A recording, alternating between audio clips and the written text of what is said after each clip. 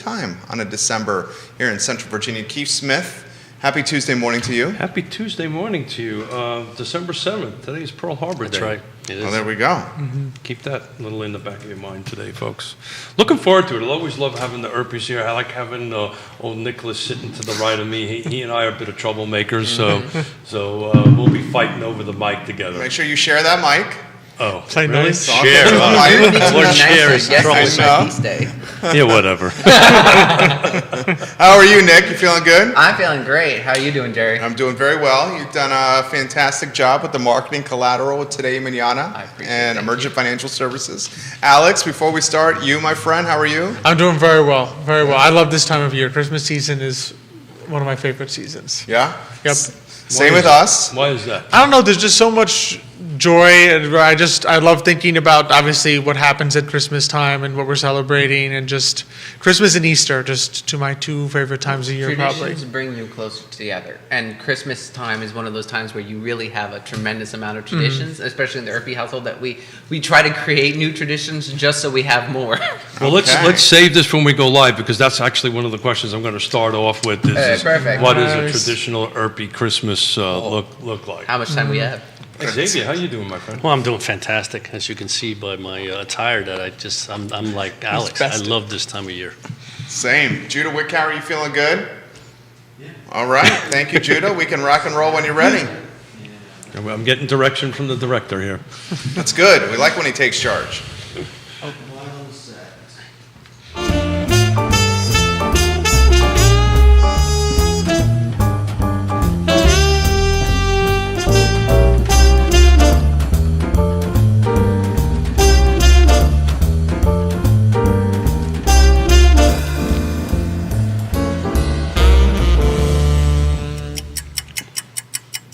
Good Tuesday morning, guys. My name is Jerry Miller, and welcome to Real Talk, an insider's guide to real estate life and the pursuit of happiness. Guys, we're live on the I Love Seaville Network in Charlottesville, the Commonwealth, the country, and the world. Today's show presented by Yes Realty Partners. Find them online, Yes Realty Partners. Keith Smith, Jonas Smith, and their team, just fantastic at what they do, helping you guys buy and sell homes at Yes Realty Partners. Guys, we'll give some props and some love and attention to Interstate Service Company, a home's best friend. Interstate Service Company has over 50 years of proudly serving the Central Virginia and Shenandoah Valley communities. Interstate Service Companies. And Judah Wickower is our director. We'll start first with the studio camera and welcome a true cast of characters to the program. And I will start with my friend Nicholas Erpy over at the head of the table. Good morning, Nicholas Erpy. Good morning, Jerry. How you doing? I'm doing quite well, my friend. And Keith Smith, the distinguished gentleman, good morning. Yeah, we're sharing a mic together. I see that. This is going to be This fun. is the sharing season. You know he likes you, Nick, when he invites you on the show because he has to give up some microphone time. Oh, yeah. And talking is quite Am I important. really that bad? Well, no, you're not that bad. No, No, you're very shares well. likable. But you like to talk, though, He Keith. wore the opera tie I wore just the, for me. I wore the opera tie just in honor of And it's just gorgeous. I love it. How about Nicholas? For those that are not watching the visual product, what is the opera tie? So it has the different operas in German across Keith's tie. So it starts with Die Zauberflöte by Mozart, Lohengrin by Wagner, Rigoletto, Verdi. That's Aida, also Verdi, and then La Boheme and Madame Butterfly, which are both Puccini. Okay.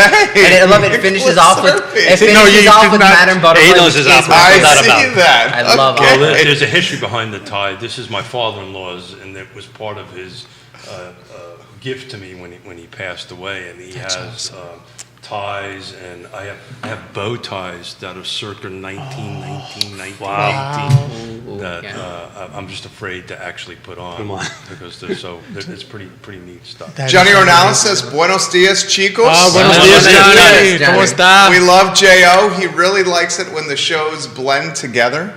Johnny Ornella says. So we So do have we. a combination of 3 different shows right here, which is beautiful. Let's get the closer in the mix. Xavier, ¿qué pasa, chico? How are you? Encantado. Good. Delighted to be here. Thank you so much, Keith and Jerry and I just have, I think we have too much fun when we come here. I think everybody expects a lot of information, and then we just have fun. And it's that's like, not well, gonna happen. Not today. Yeah. Not when Nicholas hits the bar and gets us involved. We like that quite a bit, my friend. And then we start talking opera, and then Yeah. it becomes a whole thing. I love that about you. And Alex, how are you, my friend? Doing wonderfully, loving it.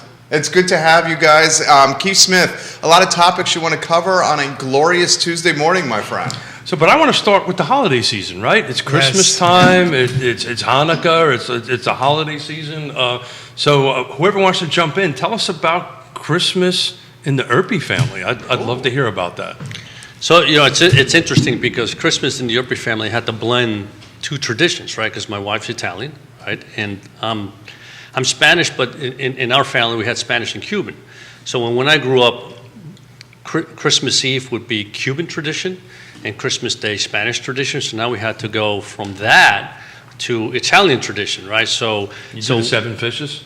So typically on Christmas Eve, we will have some type of fish dinner. And it's not always 7 fishes, right? So, but we will have a fish dinner.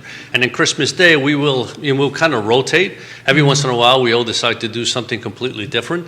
But I think the beauty about Christmas in the Erpe house is that we've begun to express our joy of Christmas through different nationalities. Like one year, there's this movie that we like called The Shop Around the Corner. Yeah. right? It takes And place Love in, that movie. Yeah. in Budapest. Yeah. Budapest. Which version? And the old one. The original The version. original Very good. version. There was a remake of that, which was so-so. Yes, no, the And original who version was with Jimmy the- Stewart. Jimmy Stewart. Yes, That's right. Yeah. And I don't know if you Not recall the the Judy end Garland of that movie. Not the Julie Garland. Yeah, that one was horrible. I love the Erpe so Yeah. much. I love them. So I don't know if you remember the end We'll of that talk real movie. estate, but little At the end of that movie, the shop owner, Yeah. he's looking for someone to spend Christmas with because he's lonely. Yeah, the Wizard of Oz, And he offers he goes the through meal. this. He goes through the whole meal with the little kid and says, "Do you like roast goose with baked apples?"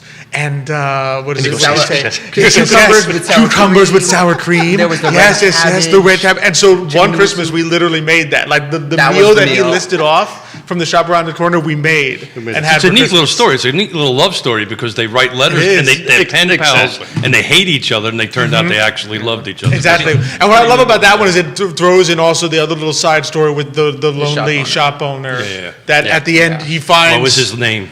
You check. Mr. Mr. Matichak. Matichak. Mr. Matichak. Hugo Matichak. I was, Yeah, we there was watched an it H. every There was year, an but- H there somewhere. Yeah, I knew you knew the H. So we did that one year, and that was. So, do you guys celebrate Christmas on Christmas Eve or Christmas Day? That's a great question. In terms of opening presents. Let's whatever you. So We Define to celebrate celebrate. from December 1st through January 6th. I know. I can No, see. it's December January 6th. 6th. December I know, I'm supposed 6th. to point that out. December 6th. We go basically I'm from sorry. Saint Good Good thing my Nicholas. no, no, it's I okay. apologize. It's a good thing that That's my my fault, fiance's man. at work. Let's just say that. I apologize. Yeah, I think He I did. did. That's another one. What did he do the other day? He said He said it was wrong. I Yeah, think. yeah, I He made a heard that. mistake. No, You when made a I was mistake. selling my house, I made a mistake. I made a mistake. I was like, I that's learned, not I learned a possible. life lesson. Here's the lesson I learned. Contact a trusted advisor. There you go. Do it yourself. In all things you do, in marketing, Contact right? a trusted in advisor. financing, Yep. and in And real real estate. estate. Contact them. trusted So advisor. which one, guys? So just basically, we celebrate from December 6th, which is St. Nicholas Day, Got it. through January 6th, which is Epiphany. Got So the Little Three Christ- Kings Little Day. Christmas. Well, Three we- Kings. We would call Little Little Christmas, and in Spain, Three Kings Day. Well, Right. And we'll do the gift giving on Christmas morning because we wake up. My dad makes every single year, for as long as I can remember, my dad makes Spanish hot chocolate, which it's essentially melted chocolate. Basically, it's so good. He makes it over the stove, Is melted it milk chocolate or Well, it's just Dark- dark chocolate. dark chocolate. Is it bitter chocolate? No, No, it's- actual it's chocolate. semi-sweet. Like Is it it's- interesting? Oh, it's It's no, not no, cocoa. it's delicious. Oh, it's delicious. It's It's delicious. great, yeah. And it's not a cocoa base. It's actual melted it's shaved melted chocolate, chocolate, yeah. Okay. that he melts, and then we'll have it with either cookies. Sometimes when my mom will make churros, churros, yeah. or she'll make little Italian donuts, and we'll have that on these little Christmas dishes that we've had for as long as I can remember. I don't remember a Christmas without them. Yeah. And are then we'll Christmas open the gifts that we have for each other. so We do keep something for January 6th. I will say that lately we always keep like a little gift and we will open it either on Epiphany or on the Just Sunday the three of kings. Epiphany. The three Because kings the come three later kings- and bring That's Jesus gifts. Well, because the tradition in some countries is, well, actually, I think in Scandinavia, the tradition is to open gifts on St. Nicholas Day. That's exactly and right. in Spain, You have your though, own it day? yeah, I have my own day. Very That was nice. yesterday. I was like, Okay. feast day. His head's big enough as it is. I love my feast day. It's the best one, St. Nicholas. Oh, God, I wore a Patron tie, saint had a of- holiday. I know. How, I love how it. have the Patron saint traditions too. and the events changed, the festivities changed with the special ladies in the mix? Ooh, good question. No. It's only gotten better. They came over like this weekend Oh, and to made make cookies with cookies. the whole family. Okay. So But is there a blending of a different nationality? Great or- question. Yeah. Or a different culture? We haven't into gotten it? there yet. I mean, well, I was No, gonna no, say, but my they will be. fiance, her family, one half of her family Fiancé. comes from the Ukraine. So Oh, she Ukrainian. brought her great baba's recipe Oh. for like these little butter cookies with pecan. Oh, yeah, sure. And that's what we made on Saturday, and they were fantastic. So this is like really what's great about this country, right? The same thing in my family. Like my wife is Austrian, we're Italian, we're Irish, we have Jewish in our family, we have Latino in our family, and everybody brings a little bit of something to every meal, or family gathering. But my family typically celebrates Christmas on Christmas Eve. Oh, yeah, the Eve. Interesting. That is very Italian, very that part of the Mediterranean for lack You'll of exchange the gifts on Christmas we Eve do as well. everything on Christmas Eve, interesting. but we always keep a couple of gifts aside for Christmas morning, and then what we call Little Christmas. Yeah, I like that, right? And the yeah. It's any opportunity to get more gifts is always a good thing. I was going to say, you just got to spread it out. That's the whole exactly. point. Is it Rosalia? Did Rosalia? Yes. Cordaro? Yes. Leah. Where is she watching? Leah's probably watching from New York. Nueva York. Right now. She Nueva says York. Italian traditions. Help me out here. Yes. La Befana? Gift La of- Befana. Yeah, gift Is for the the gift kids. giver. yeah. Yeah. No, Leah, we love you, Leah. Thank you for watching. No, Leah does the So best. that's the Christmas witch. La La Befana, Yeah, but not obviously Leah. the positive. So not She Leah. brings gifts. La No, Befana no. is the Not Leah. So we're doing an Italian lesson here too now. Is that what's happening? La They're Befana so is the smart, Italian these guys. gift I giver. love these Well, we guys. love the Christmas season, so like Yeah. the traditions especially, but La Befana is the one that delivers a lot of the Yeah, gifts yes. in Italian tradition. And Leah does the best Christmas parties. Oh, Leah, you're getting Leah's some Christmas props here. parties. Yeah, we love you, Leah. Well, why are Christmas parties so good? Oh, the whole family would get together. Leah's my mom's cousin, our cousin, Okay. and the whole family. Yeah. In the old days, gotta we be would like go 40 for people like sometimes. 40 Italians together on Christmas Eve. It's loud, but it's fun. It's so much fun, and you play. I'm only It's loud laughing. when there's only 3 people, so imagine 40. Yeah, and Yeah, you play Piatto, it's which great. is like this game at like you play at Have like you ever played midnight, and the Piatto? bid plate goes around, and you pull a card, and you either win all the money, like you choose what you want to bet. So you say $1. They pull up a card, and I think If it's higher than a 10, you get what you you win bet. what you bet. And if it's lower, you have to put it that in. money in the pot. Or you can say Piatto, Which means you're betting the whole If bit you win, you get the plate. whole pot, or else you have to put Oh, in you have the to pay the whole whole pot. Yeah. Like if That there's sounds 50 bucks in risky. there. Oh, it is risky. It is risky. lose every It is time. not I investment. It is learned a gambling. long time ago, never bet with an Italian, particularly a Sicilian. But you're part Italian. But they're all Sicilians, I though. learned this You because I never don't win. bet with them. Or a She Cuban. says 35 people this year. 35 party. people this year. All family. Yeah. There you Yep. go. We had that many at Thanksgiving. We're Wow. Yeah, Nice. we're a pretty big family when we get together, and we were missing 2 brothers' families. Wow. So it was only So your 3 of us. Family from Seattle flew over. No, Seattle came down, Connecticut came Beautiful, down. beautiful. But actually, my 2 closest brothers couldn't.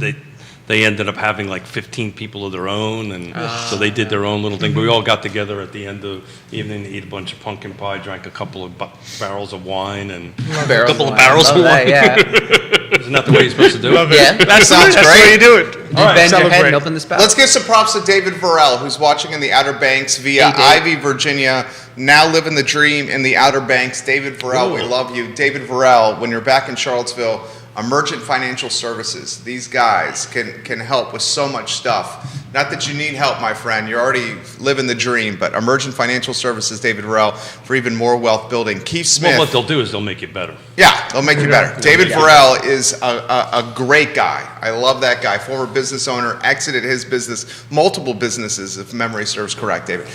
Keith Smith, the topic, first one you want to hit, my friend. Oh, geez, you know what? I'm just trying to recover a little bit from yesterday's show. But since I've got a gentleman sitting to my right that's about ready to get married, Oh. I'm going to pull out the stat that we were talking about yesterday, if I can get to it. Make sure you go into that microphone over there. Yes, sir. Yeah. This is a good one about are you going to hit that topic with him? Okay. Well, he's getting married. Yeah, this is a good one. Giddy Stop up, hogging the Nick. microphone. Yeah, will you? no, okay. So according to a 2000 Harris poll, 82% of all the buyers last year decided to buy instead of getting married.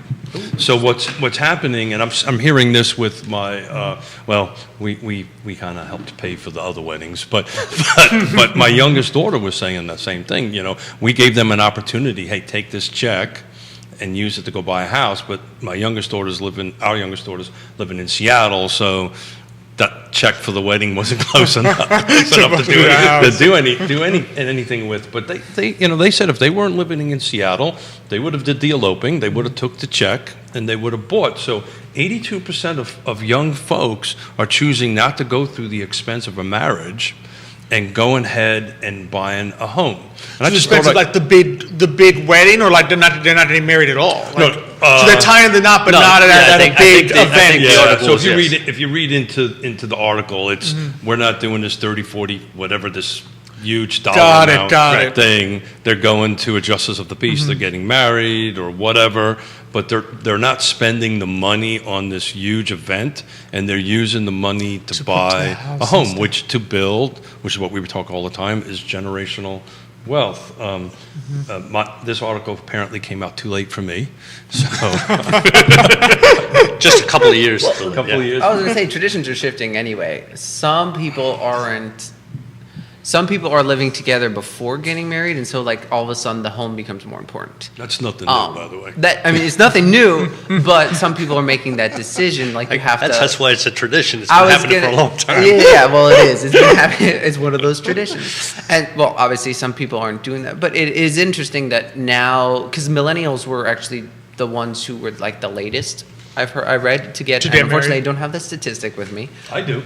Oh, you do? Okay, perfect. So let's get into that. Because that was one of the things, like, they got into the market later than most other groups in the past. So this is the point at which they're maturing, and they are not as interested in having the party that's all about them. They're more interested in which is a good thing, in what the marriage means, which is that you're living together with somebody for presumably the rest of your life, or at least for most people, they're making the commitment for at least for the rest of your life. So you understand that like that involves like I'd rather have a home. I'd rather have that standard of living where it's like more space, ready to start a family, ready to start having kids. 45 million millennials between the age of 26 and 35. They're projected in 2022. Yeah. To buy their first home. No, this is the number of millennials The number of 45 million in the U.S. in the United States. So we're talking a 325 million total U.S. population. You're saying 45 million millennials is what? 12%, 13%? And Yeah, exactly. Yeah. And you guys are super smart about this stuff. I suspect out of that 300 million, you've got a car, and how much is it little people? How much is it, people over the age of 20-something, right? That kind of thing. And the other interesting stat is people are not getting married or buying houses until they're 30s. Yeah. they're They're waiting longer. So what do you make of that? It's what we've been talking about forever. It's why we started what we're doing 240 shows ago, is to reach out to that demographic and communicate with them that it's okay to do this, right? It's okay to buy. It's okay to move along with that. There is a fear. I think part of it is, just speaking as a technically I'm a millennial myself, 1992. You're a millennial. That I'm millennial. Yeah. So you're On the upper end of it, though, right? No. What I say he's in the smack middle. in the middle? Yeah, he's in the middle. Millennial starts at 81, 82. Okay. Yeah. Okay. So smack in the middle of it. And just thinking for myself, right, my first major memory, right, of the housing market is The recession. the time of great unpleasantness. Yeah. Right. So that is going to taint how you look at buying a home, right? I'm going to delay that till I'm very certain that I can afford it, because my memory is many people who bought homes that they couldn't afford and then got foreclosed on. Yeah. So that if that is your first major memory of that, that's going to change your behavior in terms of when you choose to buy a home, because you're going to put that thing off as, if you don't rent, period, you're going to put that off as long as possible till you sit there and say, am I 100% certain? Yeah, but I think that's, we have to take a step back and see what happened in 2008, because that's somewhat, a lot of people come to us and say, what happens if I buy a house and the house value goes down? And I tell them, this is your home. It's in other words, think of the same thing. If you're renting, do you worry what the value of that building is? You don't worry, you're just renting, right? So when you buy a home, you have a mortgage. That mortgage stays the same for the rest of your life, right? Unless you refinance or whatever, right? But however long the term of the loan is, right? Right. Exactly, for the 15-year, 20-year, 30-year, whatever the time of the loan is, right? So this concept that, I buy a house, and what if I can't afford it? You can either afford it the day you buy it, or you can't, right? Yes, do things happen in life? Do you possibly, maybe you lose your job or something like that? What I'm saying is, at that time, the issue was people but who that's because couldn't afford it at the time. What happened is in 2008, right, and correct if I'm wrong, Keith, the issue there was twofold. I remember most of this, by the way, so that you know. Just saying.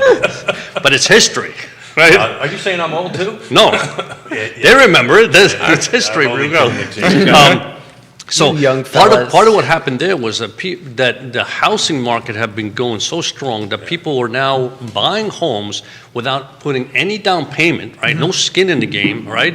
In order to flip them, right? What happens is the more they did that, eventually what happened, they got stuck because the market prices started to come down, and now you're holding the bag saying, uh-oh, I'm leveraged, I own all these houses, what do I have to do? I have to sell them all. If you bought a house just for yourself, you didn't have to, right? Now, if you were one where you said, even if you bought it interest only, as long as you could afford that, you didn't have to do it. Well, the thing about the interest-only loan is that it had a balloon period on it, right? And that was what really caught most folks, right? But the short balloons. The very short balloons, 24 months, 36 months, all of a sudden it jumped up 3-4 points, whatever it was. Substantial. Exactly. So the reality of it is the lending requirements back there were, let's say, pretty much non-existent. They just evaporated. And, people ask this question of us all the time, right? And I'm sure you guys get it.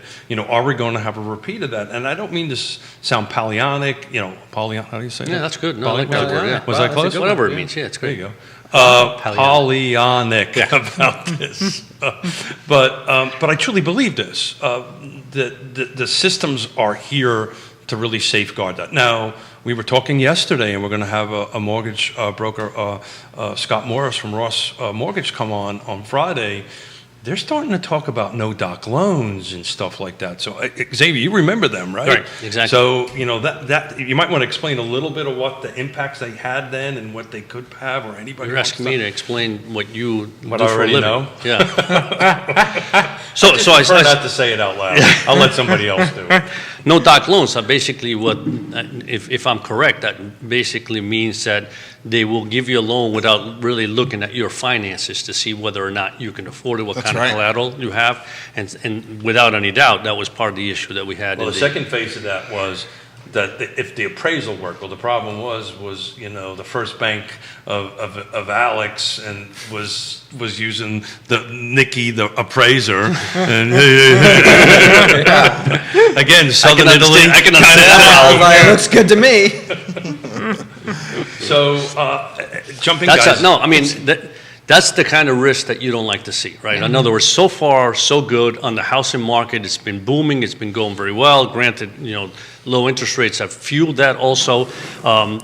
Yes, you have all the millennials that, as opposed to buying homes at 24 and 25, they started much later, right?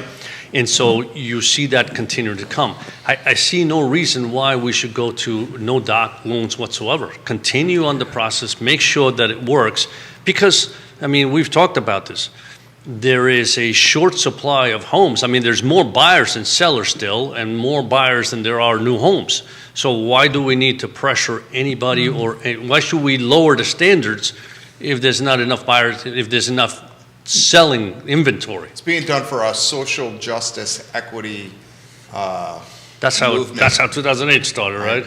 I'm with you. So the original intention of no doc loans were for guys like us, right? independent, business folks that, maybe I'm making enough money, but my balance sheet doesn't quite look that way because I'm a small business guy. That was the original intent, to help the small business folks get a loan, but unfortunately with no regulatory oversight on it, it just went Goes everywhere. It just went nuts. So pivot a little bit to what you guys do. So how's business? How's the stock market? And what? On fire right now. Yes. Today it's on Today fire. it's on fire. Yesterday it jumped quite a bit. Yesterday and today, and then obviously Black Friday through last week was pretty rough. It's been choppy. It's been choppy. Yeah. I think we're seeing sort of that little bit of low volume, little bit of nervousness in the markets. But the key with December, one of the things that always happens is December, of course, is you have the major mutual funds that begin to rebalance. You also have a lot Target of date 401k, funds. target date funds did a lot of 401k inflows, and that tends to push the market up. When you have, one of the key things to look at times like this is, at least for me, is always volume is what reduces volatility. When you have a lot of people buying and selling, your volatility is lessened. When you have very few people buying and selling, people go to sell, there's no one there to buy, market looks like an elevator going downwards. So that's always the key to kind of look at. And as you head into the end of December, you tend to see a little more volume just because of the fact that the 401ks are getting a lot of contributions at that time, and which they have to do bonuses at and everything. the end of the year. They have to put in those contributions, and then the funds that run those, that manage those contributions, need to go out and buy stock. So the folks who may not listen and watch and may not know why do they have to put that money in before the end of the year? That's required particular for the employer match. The And employer it's match also has to come tax in. perspective too, isn't it not?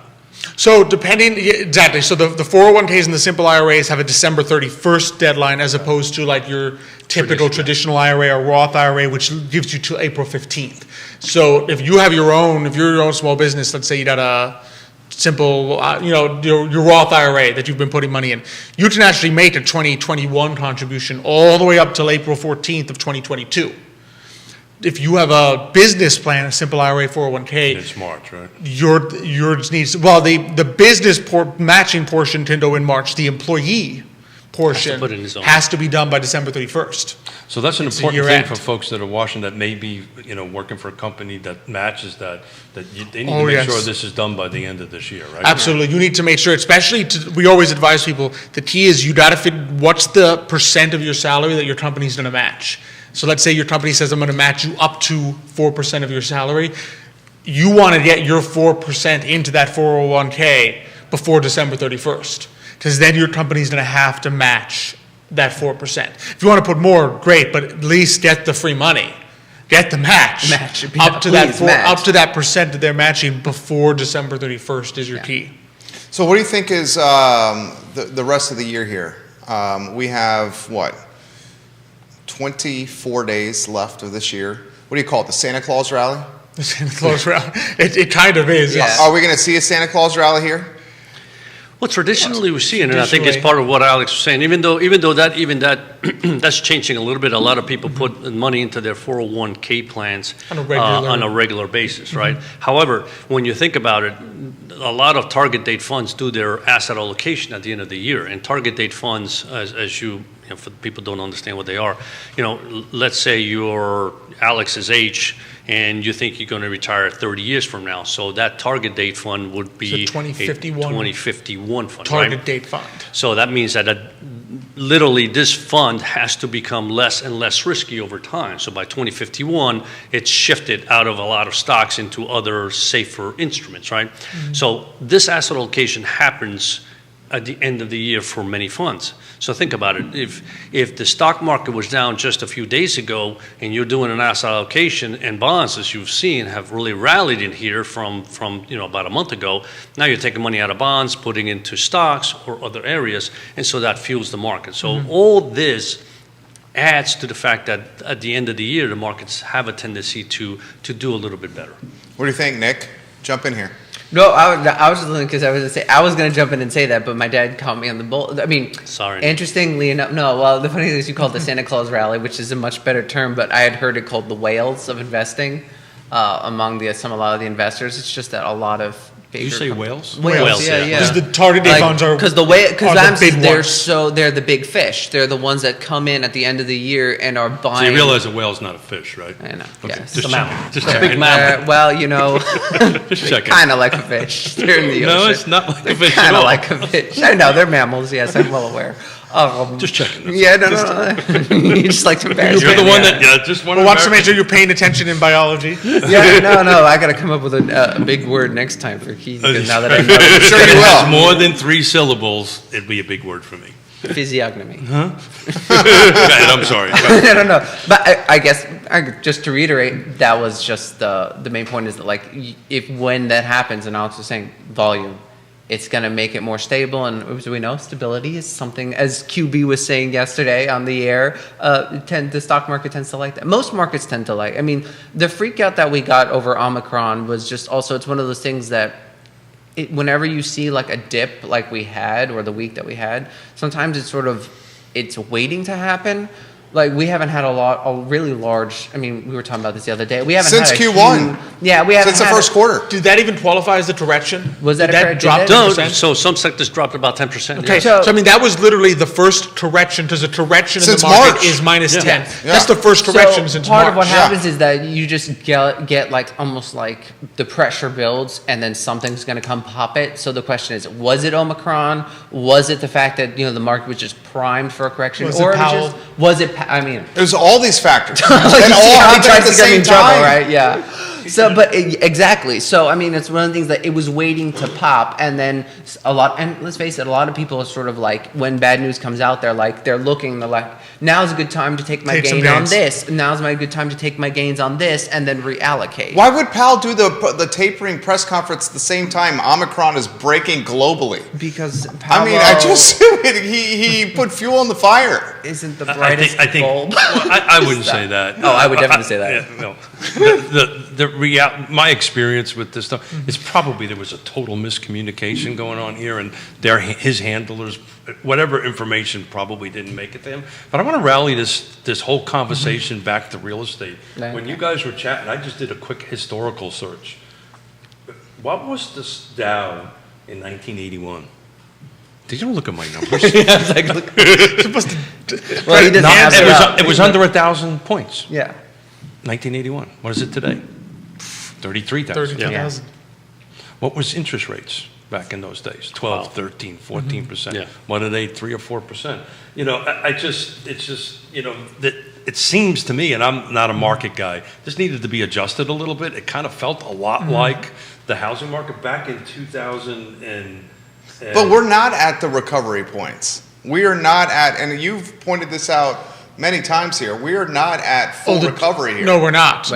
There's a gap that we've been seeing, and I would say since the 80s at least, where yeah, but 2008, 2009, 2010 it was between 8 and 10,000 points. oh no, it's the last decade has been a massive stock market. I guess my decade. point is I'm trying to rally back to housing, and the best way to hedge against inflation is to own a home, right? The best thing in the stock market is get in it and stay in it. And stay in it. And stay in it, right? Because these numbers, historically, even in the time of great unpleasantness, it was 8,000, 10,000. But we've 3 times since that point, unless my math is wrong, it's 3 times up. Absolutely, yeah. And we've talked about that. But I think, and I think this is maybe a little bit where Jerry was going. And the times have changed a little bit, right? So in other words, when you talk about where interest rates were back then, right, where the stock market was and where housing was, think about where we are now. I mean, interest rates are literally at 0, right? 0 meaning, from a perspective of where the Fed is, they're at 0. On the Fed side. Right, on the Fed side, they're at 0. Mortgage rates are at the lowest they've ever been. I know a few months ago they were even lower, but they're the lowest they've ever been. So with mortgage rates as low as they are, they're going to fuel, right, the housing market. I mean, they just have to, right? Second of all, in addition to that, if you're in an investment portfolio and you're sitting there and you're going, okay, I'm getting 2% on my bond allocation, and inflation is now running, even if it was running before at 3% and now it's running at 6%, I can't live like that because I'm losing money every single day. So I have to do something. So I shift into stocks in the hope and prayer that they're going to continue to grow at 7%. Realtor.com is projecting rents to increase nationwide by 7.1%. So that means you have to have somewhere an increase of 7.1% Somewhere. In in your income. your income levels, right? And if you're a retiree, where do you go for that? Now, so what's the expected increase of mortgage next year? Great question. Thank you, sir. They are projecting between 3.3 and 3.6. So it's going to be under 4%. Yeah. You know, and that, you know, look, you know, that's like me, like we're all saying that this, well, where's my wand? That I can't Yeah, over there, Nick. can't get my wand. That's like saying, poof, the stock market is going to be 50,000 Exactly. points. Yeah. Like, Thank you. You're Yeah, welcome. that'd be amazing. I'll love take that. I'll take 3%. Yeah, Thank you yeah. very much. But you know, I've been doing this for 3 decades. I've never heard, and this is only the last couple of years. It started in 19, where lenders and mortgage associations were predicting what interest rates are going to be 12 months down the road. I've never heard of that before. Interesting. And they're sticking pretty close to it on it. So, but look, the reality of it is, you know, we talk about this on the show all the time, is a lack of inventory. Yeah. And there's a question I want to ask you guys here in a little while on why something is happening here, and we might end up breaking one of the 3 rules that I have on the show. On that. What is going to put headwinds in front of this market? What is going to slow the market down? Is it going to be the tapering? Is it going to be the labor shortages? Is it going to be Omicron? It looks like the market is looking now beyond Omicron. Well, it's not going to be So- Omicron. I don't Okay, think. so Yeah. is it another variant? What's the headwinds in front of us here? It's difficult to say. To be honest, the biggest headwind is our response to things. As my girlfriend likes to say, like COVID's not going anywhere, right? It's not going anywhere. My son-in-law, the doctor, was saying it's here. It's It's not here to going stay. anywhere. We're all So gonna the get it. question is, how do we respond to news of new variants? Do we make decisions that put headwinds against the economy, or do we say, yes, we can take our usual, we talked about this on your show, Yeah. take our usual precautions and keep going? Because the only major headwinds at this point are things which we impose on people, which hamper the ability for people to go out, which hamper the ability for small businesses to run, which hamper the ability for the average people in our community to make money.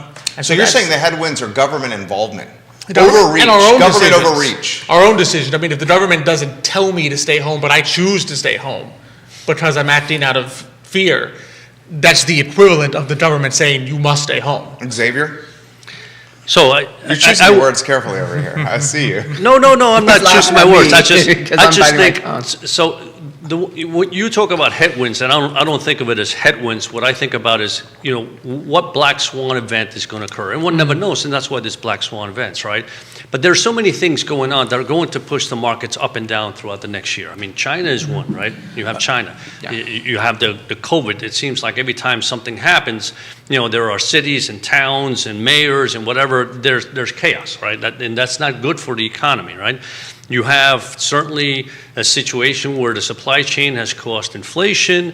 Is it transitory inflation? Is it inflation that's going to last a little longer?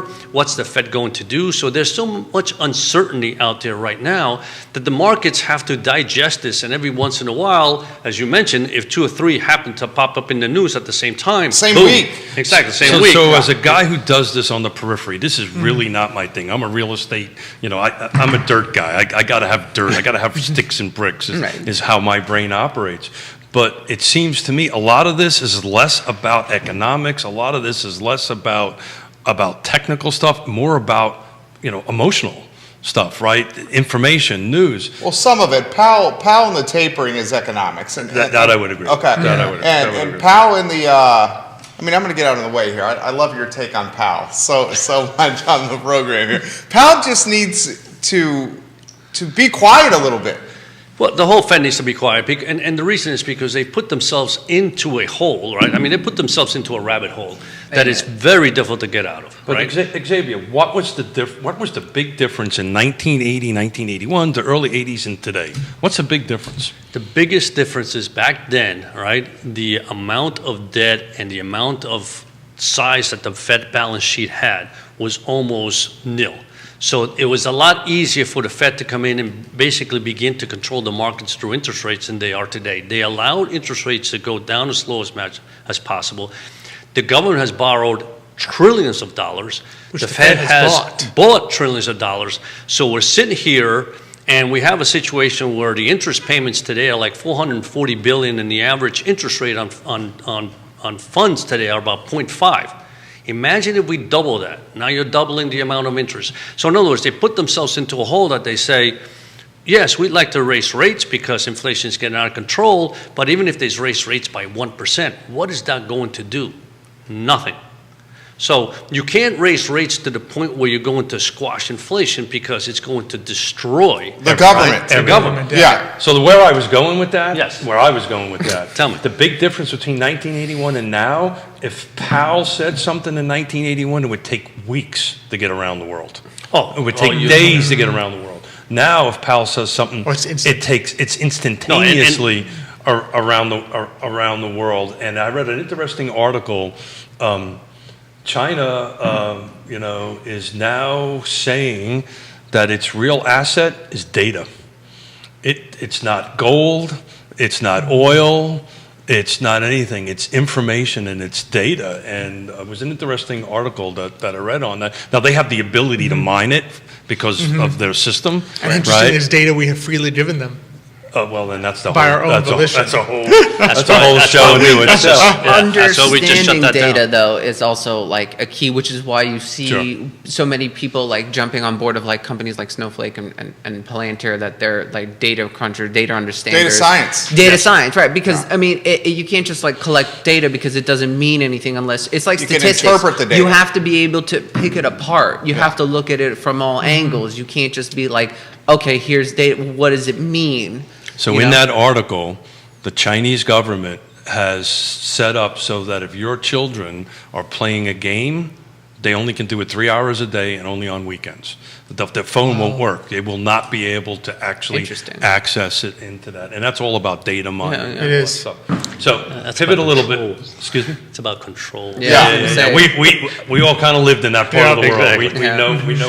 We know what that really means. So inventory. I just read an article yesterday, and I wanted to throw it out to you guys because I don't understand it, and maybe you guys can help me out a little bit. So we're talking about inventory. Inventory from my world is new construction, right? Right. We've got to generate inventory. In your world is creating new companies, right, and coming on the stock market or whatever. I'm going to read this because I couldn't believe it. The U.S. Commerce Department moved forward with an administrative review to double the tariffs on Canadian lumber shipments into the U.S. from 9%, I'm going to round it, it's at 17.9, to 18%. So they're double, in the time that we need housing inventory, they're going to double the tariff. I don't think it's actually been put in place yet on that No, end. administrative review means they're desiring to go forth with it and basically saying, does anyone have any objections to this? But Yeah. Well, exactly. I think I just raised my hand. Yeah, I mean, because so is that how that works? I don't really know how that works. That's how that Yeah. works. Yeah, and unfortunately, usually administrative review, highly unlikely to not go through. Why Who drives in that today's bus? world, why even consider that? Is that the administration Well, that drives that bus? yeah, because- no, the because administration the will be driving $1.5 that. trillion stimulus package was free. That's why. No, and don't forget, I think also this is a little bit currying favor with other people from whom we buy lumber. I think there's two other countries. Yeah, that's what it says in here. There's two other countries that, one of which is China, if I'm correct. It's literally. it And says to China. not, I'm surprised. to not anger that one, we are hampering Angry. ourselves. in Yeah, terms anger of the Canadian- Canadians. They won't do nothing. I mean, this is I part lived of in Canada for a while. this and I is loved part it. of the issue, though, because we know just from a mathematical standpoint that the best thing from on the consumer level is free trade, because trade is better for everyone. My comparative advantage. This is it's law. It's not something that can be argued with. It's just math. So when a government is making the decision to do this, obviously there are social reasons for doing this. There's macro political, like international Geopolitical politics, reasons. and then there's domestic politics. Now, on the domestic side, they're going to raise some money, and they're currying favor with their, macroeconomic partners. So China, global economic partners, I should say. So China and what was the other partner? What's the other one? China and China another, and- another major, it was major some trading European partner. countries. Okay, them. And Them. them, just whatever. It's Those not people Canada, across the pond. but the whole point is like it would make more. It would make more sense to be open to everyone, right? I mean, that's the whole point, is because then you're going to get the best lumber from the people you Just like. a to lack buy. of foresight. Because I mean, It's- we're here sitting talking about a lack of inventory, and correct me if I'm wrong, T, but I'm pretty sure lumber is one of the major components. Yeah. That goes into new houses. Well, what'll happen is the market, like it did the last time when the prices spiked, the market, the industry will adapt. And they move to some more, synthetic products, steel studs, concrete, so forth and so on. I mean, but if a 2x4 is going to go up by 10%, and there's hundreds and hundreds and hundreds of 2x4s in that, and it's a big impact. Explain. Okay, this is what I'd love to cover with you guys. Okay. We have a labor shortage to the point where labor has more collective bargaining and leverage than ever before to negotiate rates and salaries. Okay, so our workforce can negotiate a better rate now than. It's been a long time been a since while. they've had It's this been a much while. leverage. We got the housing market that is ridiculously, it's going crazy right now. Right, exactly. Okay, it's got so many tailwinds behind it. Okay, we have a stock market for the most part of this year. It's just been absolutely on fire, where Yeah. we're looking at 20% gains in our portfolios. Okay, we know this is not the norm here. What is going to cause the next disruption in housing, in stock markets, in small businesses here? You call it the black swan here. Kevin Higgins, we're going to get to this comment about cyber attacks. Other folks are asking about Evergrande in China with this default deadline that just recently passed. Exactly. Okay, and Evergrande can take down markets across the world. We saw that earlier this year, about a couple months ago, when this news hit the cycle. Markets were down here. What are we going to see that could potentially impact housing and the markets? Because these are intertwined. I mean, you had a great It is. statistic, I think, on companies and labor force in terms of what they Oh, were you're going talking to pay. about new construction side of it on Even the- about how companies are going to have to start paying their employees much more next year. Correct. Well, I just got a Wall Street Journal article. I didn't read it yet. Companies plan big raise increases for 2022. That'd be a good thing. I mean, obviously, it's supply and demand. Well, they're going to have to as Right, well. They're going to have The to. workforce has more leverage than ever before to you also demand got more this, money. This thing going on, what's called the Great Resignation. That's also a real thing out there. I thought you were Changing of jobs and so forth. I thought you were referring to in my industry or in the housing industry, we're between 300,000 to 400,000 construction workers short at any given month. Is that the quote? Is that the statistic you were That's the thinking? other one I was thinking of. Okay, the That other one one. and the one the company's doing the raises in 2022.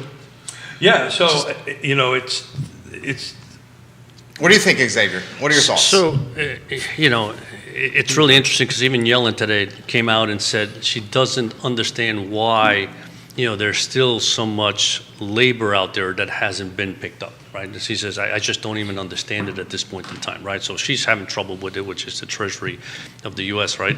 But so you're referring to why we Why there's so many open jobs? why there's so many open jobs, right? She says, I don't understand it, right? And she said a whole bunch of other stuff. But anyway, well, no, some of which, it's like, wait a minute, we've been talking about this for years, and all of a Yeah. sudden they come out with it's like, no, this is the smartest thing since sliced bread. It's like, hello, I mean, It's amazing how out but of anyway, touch. yeah.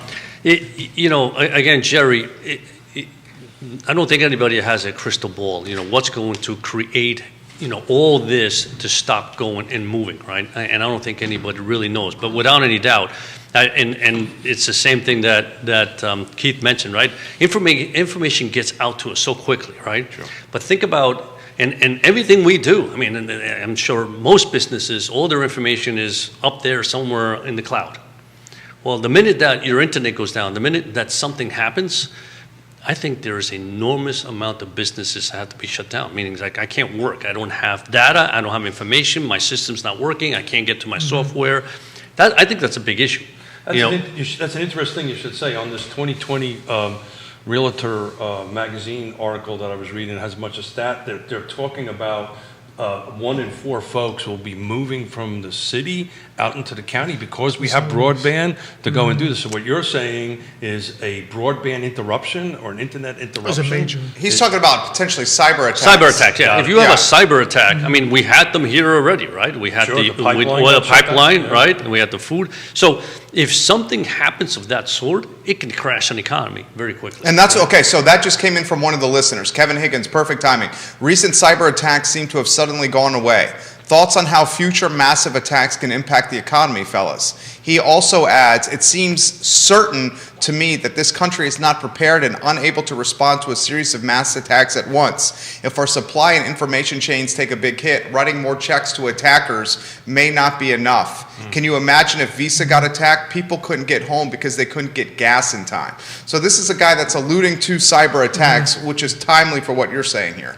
Exactly, and I think he's absolutely right. Yeah, he's correct. And as much as we try to protect our systems, I don't think.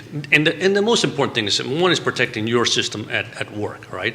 The other thing is for the government and for the major industries, you know, how well are those systems protected? Electricity, gas. Credit cards, without any doubt. He's right. I mean, you know, how many people walk around with cash in their pocket? And if you go up to a gas machine, do they take cash? No. You know, you'd have to walk in and like Costco. If I buy gas there and I got cash, who do I give it to? Can't buy gas. I'll take it. I'll take it. Can you get gas in the car? Totally, no problem. He'll figure out he's got the little container that'll. So No, all these are I'll issues. bring it to you tomorrow. So all these are issues without any doubt, and I wouldn't be surprised if a cyber attack is what begins to cause the markets really to tank. I wouldn't be surprised. Which is why you also want diversification. Did I Okay, never? no, No. no. I was going to say that's why we kind of want to make sure that we continue just from a and just on a macroeconomic and on a personal scale. If we're going to bring this down to the individual person, make sure you're sort of like prepared for different things. Like, you know, everyone says change your, you know, make sure your passwords are different, but like make sure your passwords are different. Like don't just, you know.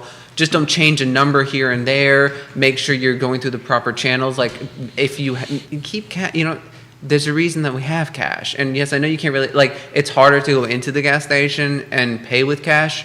But if you have to sacrifice at Costco and go to BP and hopefully just get enough to get home, you know, make sure you're prepared for things like that. Because if you keep your entire life online, then you're keeping your entire life in danger of cyber attacks. You want to make sure you know, the reason we diversify in stocks and in the market is because you spread the risk, you know, and it's risk management. So do the same thing with other aspects of your life. Don't just like don't put all your eggs in one basket. That's Alex Erping.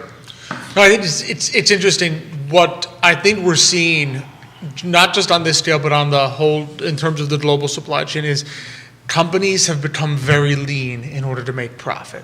And what I mean by that is they are buying just enough of everything you need along the way. Well, the toilet paper To make was a the good toilet paper is a classic, right? But through every step of the creation process of producing goods, they have become very lean in order to squeeze every drop of profit that you can squeeze out of it. And the risk of doing so is that minor disruptions now mess up your entire supply chain. If I have 100 million nails in the warehouse, yeah, my profit doesn't look as great because I'm buying more nails than I need. But if something happens to the nail producer in China, And you're in the I now right have spot. 100 million nails. Well, a perfect example, I this can is keep the making- chips. This is the Chips, chips. Yeah. The very basic with automobiles, there's a lack of chips. Well, because they were only buying as many chips as they precisely needed, because they knew that at a moment's notice they could order more chips. And now new you cars are can't. pinched. New cars look are at what pinched. Hertz did, right? When all these other companies that were car rentals, they sold off their inventory before the pandemic because they didn't think they'd be renting cars during, and Figured now we'll buy a new one because they and were going to buy- buy new inventory, and now that didn't happen. But hasn't the market adjusted a little bit by that? Because I think Ford is making its own chips locally? They in the are, United States?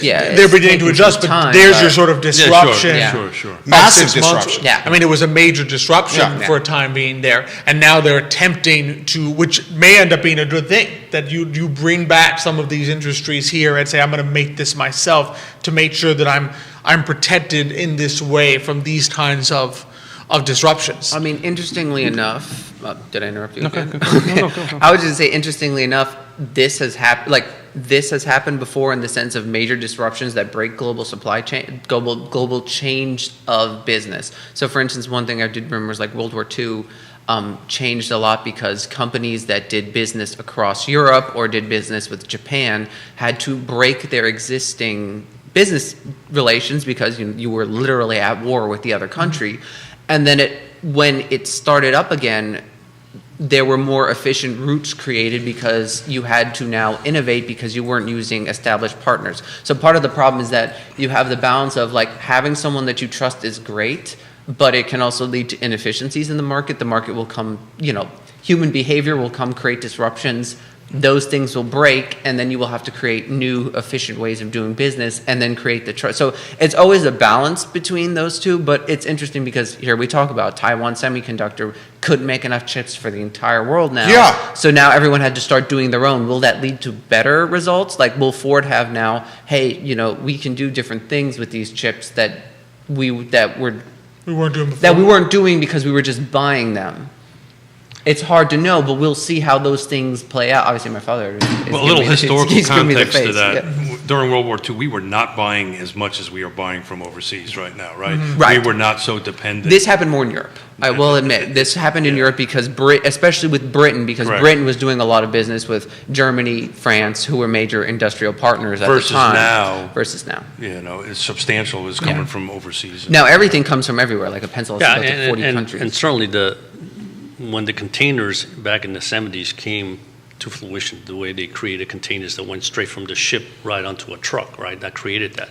Now, the one thing I want to say, though, is without any doubt, this, the pandemic and everything that's happened has made us focus on the fact that we just don't produce enough in this country anymore, and we need to bring that production. However, having said that, let's be honest, one of the reasons that our inflation has been at 3%, It's because of labor. is the labor. That's Yeah. right. Mm-hmm. You can't compete You hear that, against Judah? China. That's what I mean, Judah. Because let's face it, when China they're paying 10 cents on every hour, and over here we're at $15, $16, $17. That makes a big difference. Well, that's initially what I thought of when Ford was coming back. A lot of it is automated, a lot of it's robotic. But where are they going to get the skilled labor force Skilled labor. to go ahead and do that? So the point is, if why we it goes overseas. if we begin to shift production to this country, then the cost of those goods are going to go up. So our inflation numbers will continue to grow for a period of time, and we have to decide, is that healthy for this country or not? But I think in the long run, but In as the we always short term, talk no. about, In the right. long run, yes. Thank you. Exactly, because as we always talk about, the real threat is not a temporary boost in inflation that then stabilizes. The threat in terms of planning for the long term is continuous inflation. That's what really throws you the monkey wrench. If everything goes up 10%, yes, you're more expensive, but if it stops there, you can plan around that and then begin to grow your assets again. So this is why I love doing this show. I really do. And love having you guys on because I've learned something. And up until the show, my thinking was flawed. Go ahead, you can say something now. But was flawed. We're a little used to it. So Thank you, appreciate that. So it was flawed because I was thinking the biggest impact that's going to really be potentially to the housing market is inflation. I just had an aha moment. It's not that. It's if something happens to our cloud or happen to our cyber system. That's, I think, the next big thing. And I just wrote a note down The here. biggest impact that's going to affect the housing market is the stock market. And the biggest impact to the stock market is we don't know, but what he said about cyber attacks is a damn good comment. Is a very good comment. Well, that's, and I wrote a note down here because we're talking businesses and stuff like that. It also impacts individuals. And I'm going to see if I can get a couple of experts to sit in these seats and talk about how you can protect yourself yourself. against against that because that was just an aha moment for me. I never really thought about that, but it's less the individual concern and it's more institutional concerns. Right. He's more concerned with like these big Fortune 100, Fortune 50 institutional. Isn't that what you were alluding to? We saw what happened with oil, right? All of a sudden. I can't help that. I true. have no, but I can help people protect themselves. Right, and that's important because that happens all the time. Also. Sure. But, If you're but the point if you're being, protected, then these Fortune 500 companies getting attacked isn't as big as presumably. But I hate to say this, that if you go on the black web right now, all our passwords already are out there on the black web. The fact we could go right now on the black web and I can find out all your passwords if Really? you wanted me to. Oh, interesting. Yeah, literally I could find out all your passwords. I'd have to pay somebody for them. Yeah. But our passwords for us individually are on the black web. Right. Now, Visa is a completely different story. Though they have many layers of protection for Right. Visa. What we have is not protected. Yeah. Yeah, but we've seen that happen, though. I mean, we've seen, MasterCard, Visa in different stores be compromised. So do I trust 100% that what Visa, MasterCard, and all the other companies do is foolproof? No. No, I don't either. Because the real smart guys are on the other side, right? They're getting paid billions to crack these guys down, right? That's the way it works, and whether we like it or not, that's the way it works. But my point was before, Nikki, was that if you get a situation like the oil, right, where they attack the oil, we didn't have any gasoline. It doesn't matter how protected you are, your house is, how much cash you have. If there's no gas in the pump, There's no gas. you can't get obviously anywhere. it's gonna depend, right? It's gonna go case by case basis. Right. I'm just saying Right. it's attacking the electrical grid. Now you have no electricity. Some people have no heat. Yeah. It doesn't take a big thing to hurt us big time. Exactly. As I think we're saying. Exactly. So I'm going to pivot a little bit, guys. Good. Because I'm going to go back to this realtor report that came out and projecting 2022. Hispanic home buyers are the number one growth demographic. They're projecting between 1 out of 5 buyers are going to be Hispanic, and I think that's really, that's a huge increase. It's the largest growth on it, and we're trying on our little brokerage to try to grow that influence a little bit the best way we can to help them. But I thought that would be something. I know we had spent a whole show talking about that a little bit. Just wanted to toss it out, see what you guys think. So I thought that's an interesting statistic, and let's remember, I think right now Hispanics are 1 out of 5 is Hispanic in this country, I believe, right? Or is it 1 out of 10? I can't remember the In right terms of the statistic. entire population? Population. 1 in 10. 1 in 10, 1 in right? 10, So according to Realtor. when you think about that, here is a culture that without any doubt, right, family comes first. And we always talked about that. And when family comes first, you want a roof over your head, and you want a roof over your head that is yours, that you own. And so I'm not surprised by that number, and I would suspect that number is probably going to be, spot on. And what's interesting about the real estate statistic is that means a slight overrepresentation. In other words, 1 in 10 in the country is Hispanic. 1 in 5 of the new home buyers are Hispanic. So there's The question is, what was it in the past? In other words, are they Yeah. coming? In other words, one of the things is you have, when you have migration here from different places, right?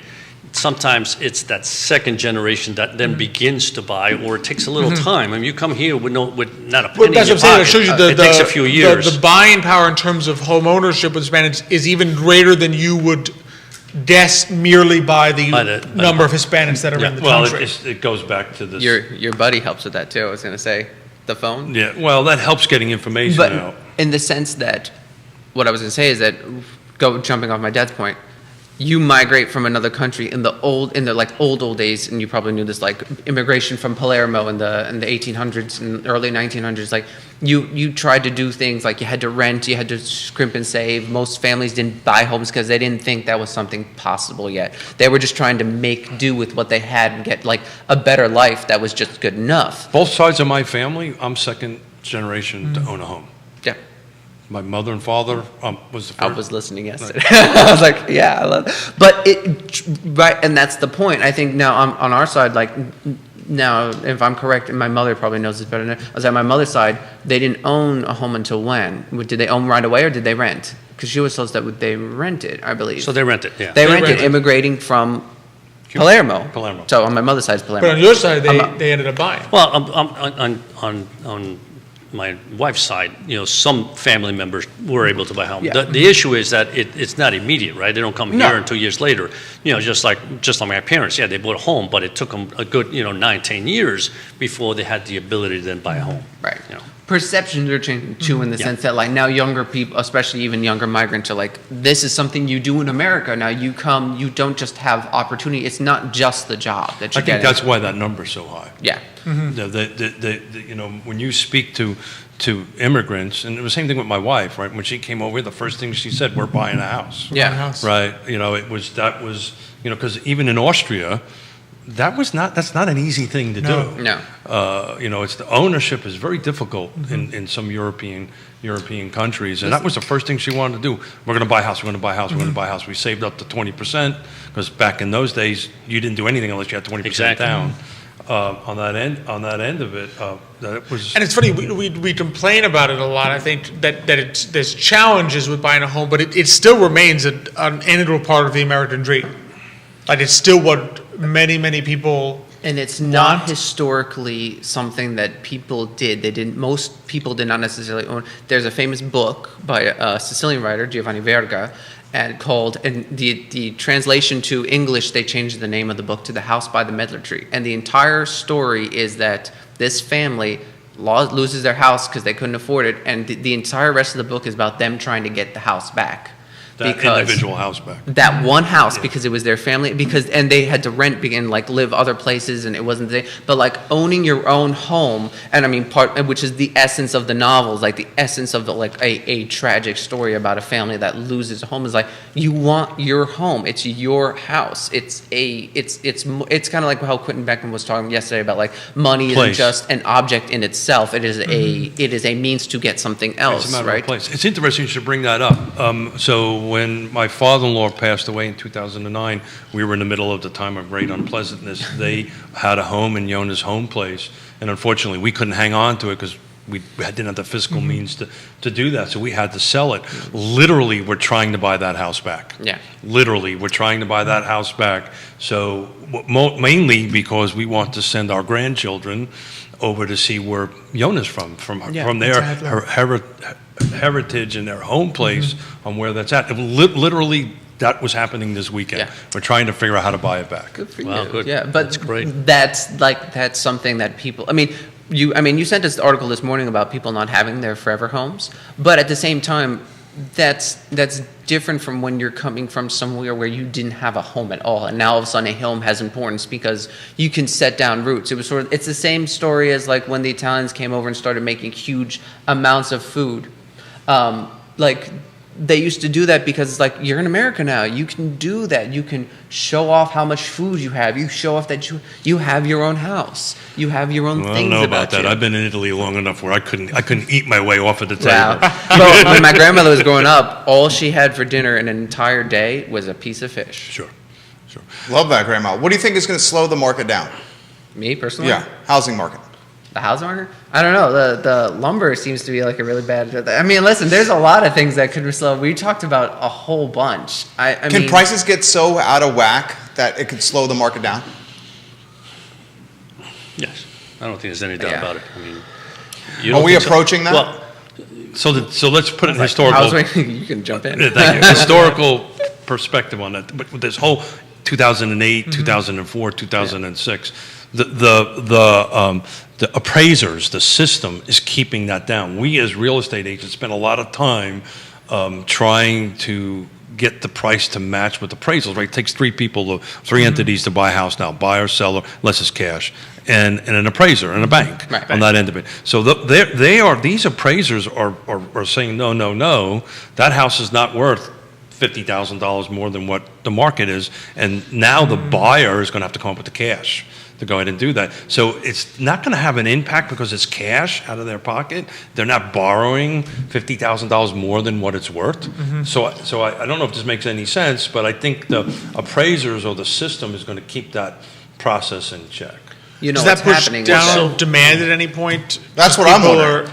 As people are saying, now I'm having trouble coming up with this, or do they just then move to a house that's more affordable? So where the because they demand is, and I'll pull it out over here because I can't get to it that quick enough, it's hurting the first-time home buyer. Oh, okay. That's what's happening. It's hurting the first-time home buyer who doesn't have that pool of cash, that pot of cash, that, they have some. I mean, folks the pandemic are saving more cash than ever, right? Yeah. But they don't have the cash. Somebody in maybe my situation in life, I might have a little extra cash where I can say, well, if it's $20,000 over, that's fine. I'll pay it. Yeah. I want the house. I want my family to grow up. I want my grandkids to be in it. I'm ready to go. Well, I'll take it's that interesting risk. because what you're talking about is a kind of a microeconomic so normally in a transaction, and this is just like really, really micro, but during a transaction, there's how much more you are willing to pay for a thing than the price, and that's called consumer surplus. And then there's how much more or how much less the producer could have sold it for you, but then and got underneath the price, and that's called producer surplus. So and the price is gonna kind of it's kind of always wiggling between there, and producers are always trying to play with the scale. They do sales. You're talking to margin. test it. Yeah. Margin. Yeah. I mean, the thing is, it's a hypothetical number, right? Because you may go to a piece of bread and be like, gosh, I'd be willing, it's $5 a loaf of bread, and you'd be like, oh, I'm willing to pay $10 for it, but I got it for $5. That $5 extra is consumer surplus because you would have been paying for $5. Now, obviously, producers are trying to squeeze as much of that consumer surplus out of you as possible, but of course, on the flip side, they don't want to lose customers, right? Now, what seems to be happening here is that because of the supply, producers are able to squeeze out that surplus in the form of cash. The bread's worth $5 from a market perspective. But I'm going to push back a little bit about that. So you're assuming we can produce our way out of this, and we can't. Well, no, No, that's not what he's saying. No, I'm not saying from a producer. I'm talking from a consumer side. Okay, got it. I'm willing. I go to a house. I'm willing to pay $10,000 more, even though it's $10,000 more than it's worth. The fact that there is this entire demand system, right, where built in as a consumer, a desire for the utility. I'm willing to pay more than it's worth. I misunderstood you. Yeah, And so because of the situation, yes, because of the situation, the producer or as in the seller is able to squeeze that out of certain people who have that money. So Xavier's got some here. Well, no, so I have a question really for Keith. Something that I've been thinking. Time's up. Something. it wasn't for me. It's not a tough question. It's something I've been thinking about, right? So we have two interesting dichotomies here, right? We have the baby boomers who are retiring, right? And in some cases probably want to say, yeah, I got a 4-bedroom house. I don't need a 4-bedroom house anymore. I want a 2-bedroom house. So they're downsizing. We have first-time buyers, millennials, who are probably saying, I don't want a 4-bedroom house. I don't want a 2-bedroom house because I can't afford a 4-bedroom house.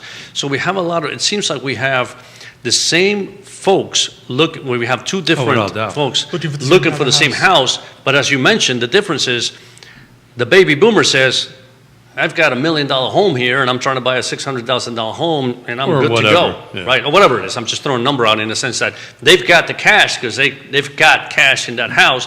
The first-time home buyer, millennial, saying, well, yeah, I don't have. I've got basically 20%. So is that happening also? So it's interesting you should say that because that's what the article I sent out to you guys earlier this morning because we were talking yesterday a little bit about the Forever House, and for those who watch the show or listen to the show know I'm a recovering developer and I've built many, many hundreds of homes, and 99% of them were retirees coming out of the Northeast or wherever they were, somewhere between the 50 and the 70, and they said, this is my forever home, I'm never going to move. We are now reselling those homes because they are moving.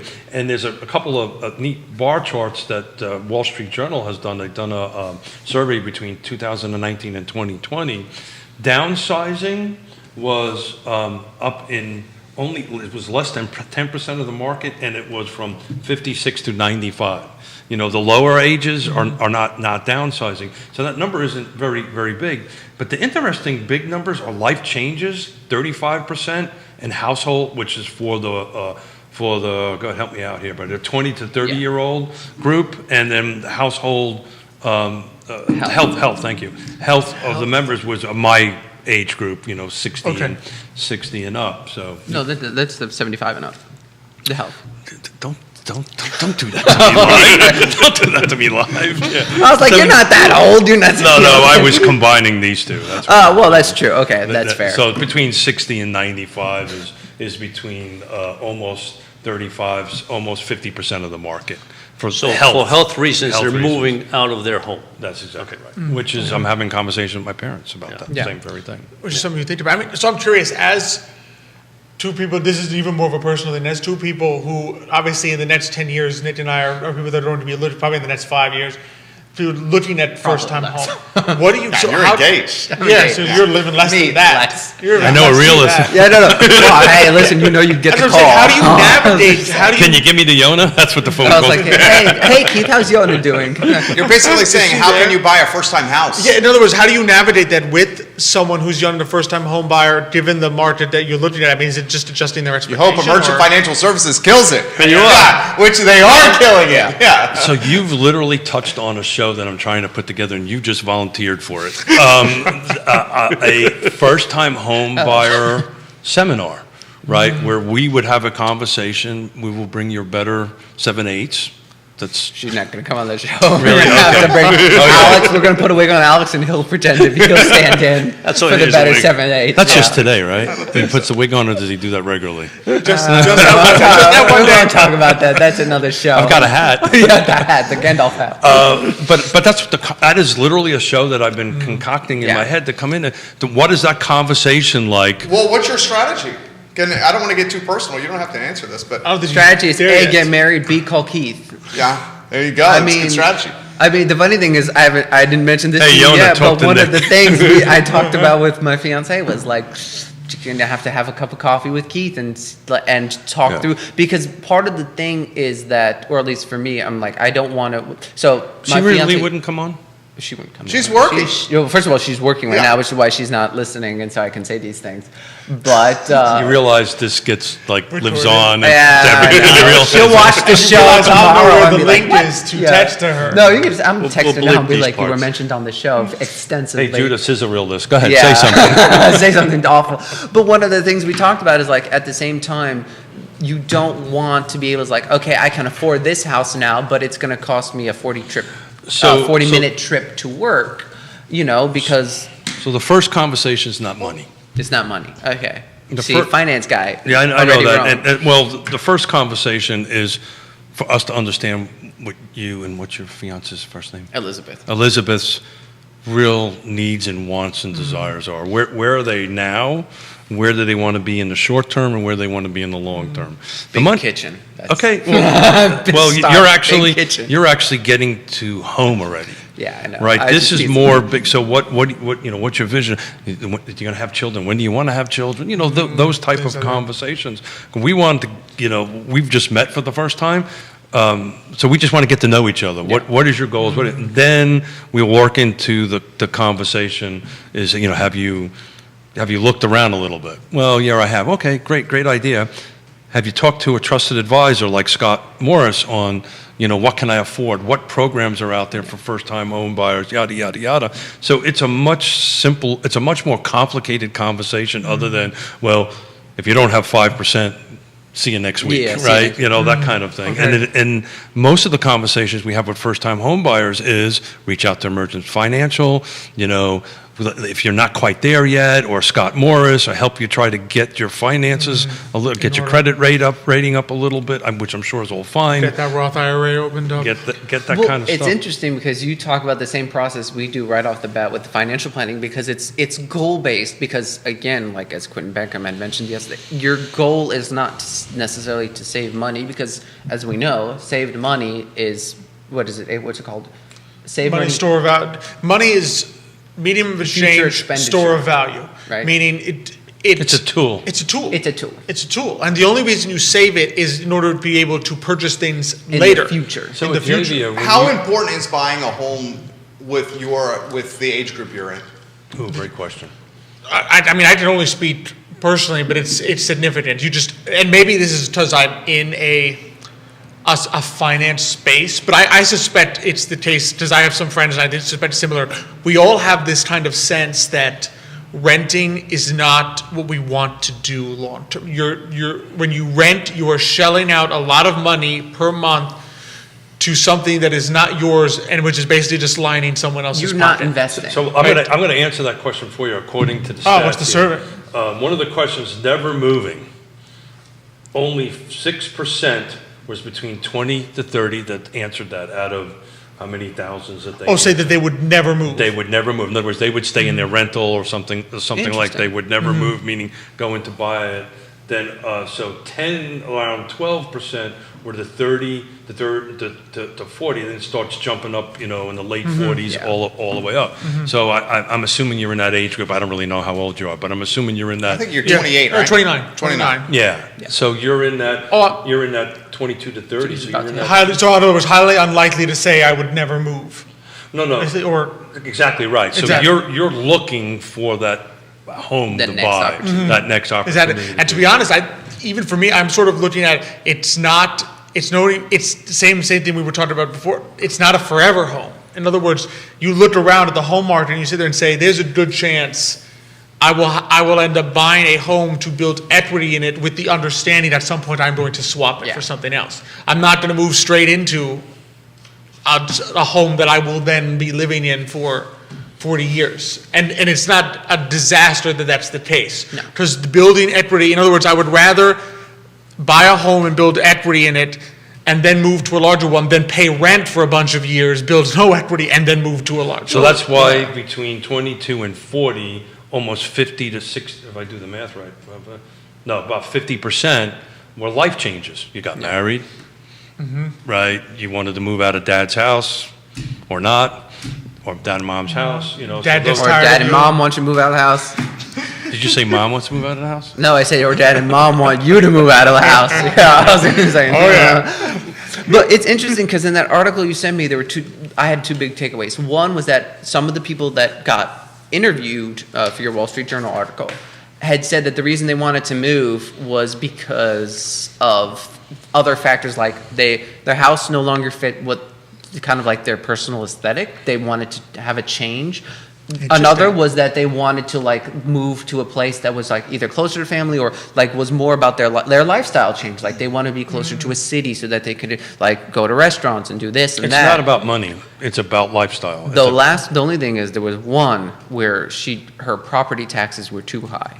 And if you want to talk about something that may affect the housing market, if inflation goes up and housing properties go up and then property taxes start hitting higher, you're going to see more people like trying to move out of places with higher property taxes to places where there's less, or getting a smaller value home or trying to at least, because you can't afford it. I mean, we've talked to people who are worried about property taxes in Charlottesville because they'll have to move. Well, that's why on Friday with Jesse Rutherford, and we were talking about tax assessment. I mean, we spent a lot of time talking about the equalization rate, the equalizing, the value goes up, rate goes back and forth, so they're paying roughly the same amount of cash out of pocket into that. But it's a real thing. That's something that pushes gentrification, frankly. Yeah, does. that is gentrification. Well, I know of you're at least- taxing an illiquid asset. I mean, you Exactly. can't make income from your home unless you rent. You're taxing an illiquid asset, and a lot of times it's impacting people that are retired or living on a budget that don't have any more extra money to Exactly. give. That's right. Yeah.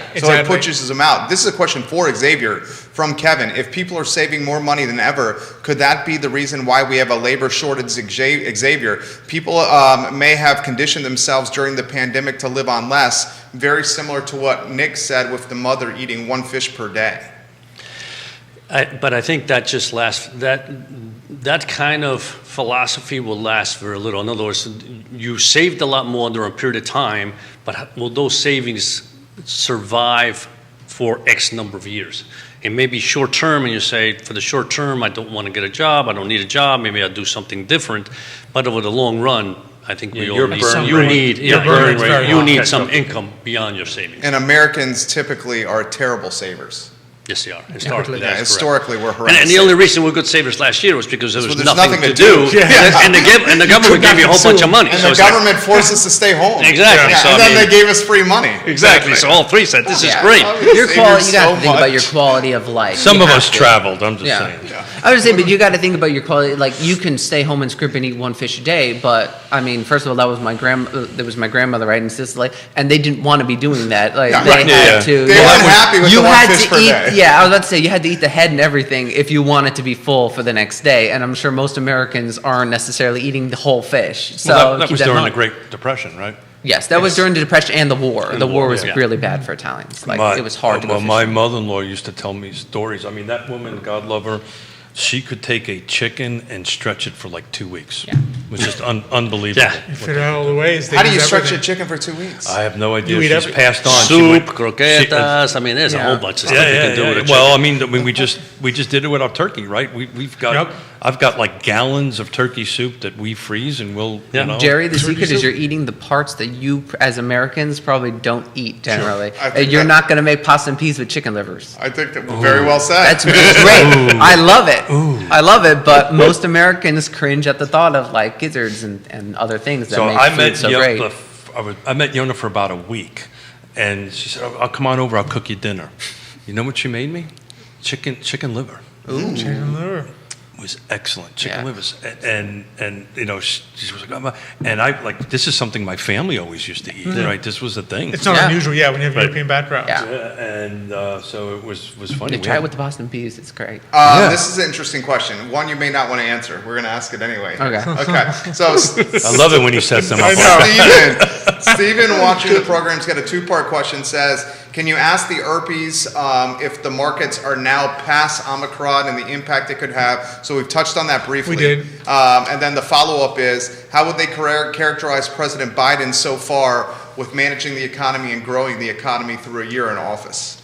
That's an Alex question. I mean, Don't I feel like you've asked me no that. divisive I know. politics. You've asked me that That's before. I can't answer this question. Yeah. interesting. We'll send it to I'm the more Alex. diplomatic one. No, you Thank asked you, me that Alex. before, and my answer then was as now. It unfortunately there are some things that leave a lot to be desired. I mean, we talked a little bit But on it does the today. president really control?